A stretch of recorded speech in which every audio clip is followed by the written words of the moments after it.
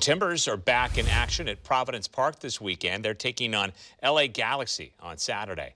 Fox 12's Nick Krupke spoke with one key player who's back in his starting role after a severe concussion last year. Here's Valeri. Ebobisse scores! Valeri took a shot, but Ebobisse unloaded. You have to have, what I consider to be X amount of extra players in the stands, making life that much more difficult for the opponents.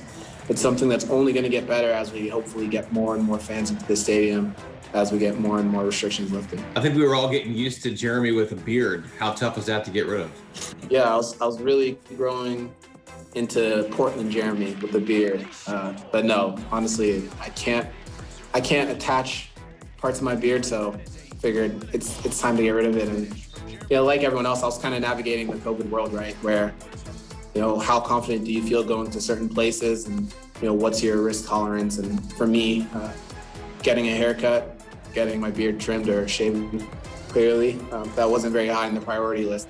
I'm just happy to have gotten to feel like I'm back in a post-COVID rhythm, even though we're still fully in this pandemic and trying to see our way out of it. It feels nice to be able to take certain steps forward and find a degree of normalcy now that I'm vaccinated. Well, I thought the beard made you look pretty regal and rugged, so I was a fan of it. It definitely added 5 or 6 years to my age. No doubt. This past year has been so difficult for so many in so many different ways.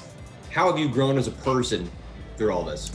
Oddly enough, I think the communication between myself and the people around me has grown a lot. I've always been someone who's kind of been independent as far as where I am, always being removed from my friends and family, just having to put my head down and work on my craft and hope that it takes me as far as possible. But kind of seeing how the whole world shut down and how everything went virtual, it gave me an opportunity to connect with so many different people, whether it was former college teammates, college friends, high school friends, former teachers and coaches, as well as just community leaders in and around where I've been. It's allowed me to really strengthen the ties in my network, and it's something that I hope continues beyond a post-COVID world. I know we're all kind of tired of Zoom, but at the same time, it represents an opportunity and a connectivity that we maybe didn't take fully advantage of prior to the pandemic. What gives you hope? It's been just so much this year that hopefully we have turned the key on a better time together. We still have to do our work to create trust between the medical community and certain communities that maybe don't feel that the vaccine is for them, that there might be something misleading about the science behind it, because ultimately we do want to protect everyone, not just ourselves.